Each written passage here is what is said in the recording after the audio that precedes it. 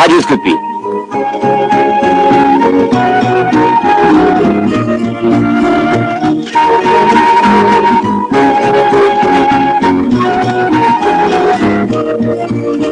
Radioscopie. Roland Barthes, Jacques Chancel.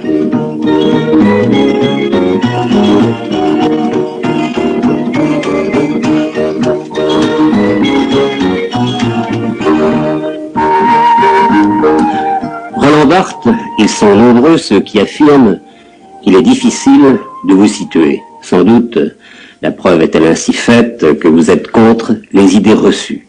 On peut dire, en se méfiant toutefois des étiquettes, que vous êtes sociologue, écrivain, professeur, critique, sémiologue. Il y a chez vous, de cela je suis sûr, unité de préoccupation. Il y a aussi, et cela se voit, cela se lit, rigueur dans la démarche. Depuis 1953, vous me corrigez si je me trompe, depuis 1953, depuis votre première œuvre, Le degré zéro de l'écriture, vous aurez tenu tous les rôles de la curiosité. Alors, quelle puissance accordez-vous à l'acte d'écrire ? Oh, j'accorde une puissance énorme à l'acte d'écrire, mais comme toujours, l'acte d'écrire peut prendre différents masques, différentes valeurs. Il y a des moments où on écrit parce qu'on pense participer à un combat, ça a été le cas, disons, dans les débuts de ma carrière d'écrivain, d'écrivant, et puis peu à peu se dégage finalement la vérité, une vérité plus nue, si je puis dire, c'est qu'on écrit parce que, au fond, on aime cela et parce que ça fait plaisir. C'est donc finalement pour un motif de jouissance qu'on écrit, ce qui ne veut pas dire que dans cet acte de jouissance, on ne rencontre pas d'autres motivations et disons qu'on ne rencontre pas d'autres débats et qu'on ne rencontre pas tout simplement les autres. Mais l'acte d'écrire est-il le prolongement de l'acte de penser ? Alors, non seulement le prolongement, mais peut-être même il n'en est pas séparable. Peut-être que la question que vous posez est très importante, ça serait assez compliqué d'y répondre, mais d'abord nous savons bien qu'en fait on pense toujours avec du langage, qu'on pense en parlant, qu'on parle en pensant, qu'il n'y a pas de pensée préalable au langage qui est en nous, finalement, et par conséquent, et en plus, dans certains cas, comme le mien, penser est immédiatement lié à une forme que si je puis dire, je visualise déjà comme une forme écrite, voyez-vous. C'est, au fond, j'ai tendance, et c'est peut-être un peu ambigu, mais j'ai tendance à penser par phrase, disons, et non pas à penser par pensée. Et c'est en cela que peut-être ma situation est un peu difficile à repérer. Je ne suis pas un philosophe, je ne suis pas un penseur, je ne suis pas non plus peut-être tout à fait un écrivain comme on l'entendait il y a 50 ans. Je vais de la pensée à la phrase et réciproquement.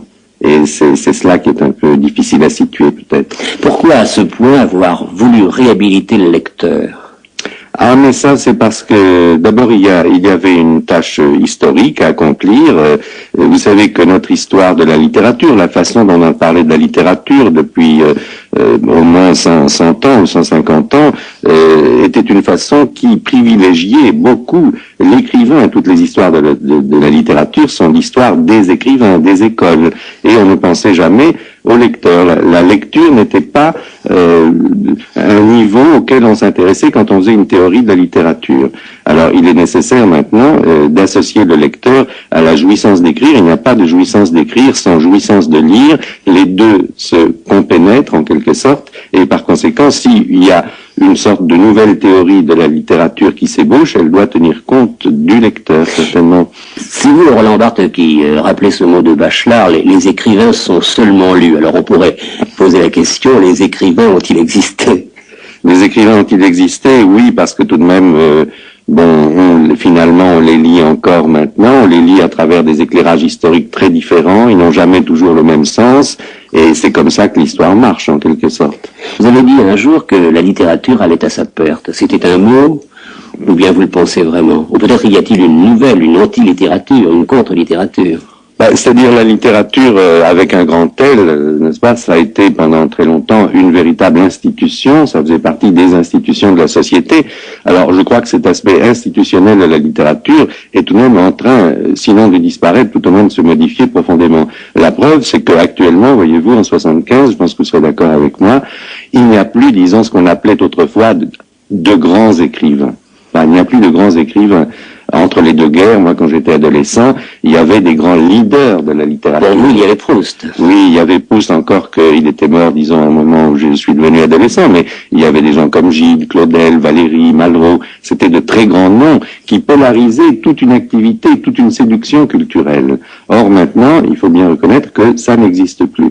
Il y a des intellectuels, il y a des professeurs, il y a des gens qui écrivent, mais selon un statut souvent un peu honteux, et cela désigne l'espèce de force qui mine l'institution littéraire, certainement. François Mauriac était-il le dernier, alors? Oui, en un sens, oui, c'était l'un des derniers de ces grands leaders dont je parlais. Il y a un homme qui fait la charnière, si vous voulez, qui se situe justement au point de désagrégation de la littérature, de désagrégation historique de la littérature, c'est Sartre. Parce qu'au fond, il a tenu et il tient encore cette sorte de leadership de la culture et de la littérature, mais comme précisément son œuvre même se définit comme une destruction du semblant littéraire, de la pose littéraire, par là même, il a contribué puissamment à la destruction du mythe littéraire. Roland Barthes, dans le monde des jeunes, vous jouissez d'une notoriété considérable. Et vous le savez aussi, on écrit beaucoup sur vous.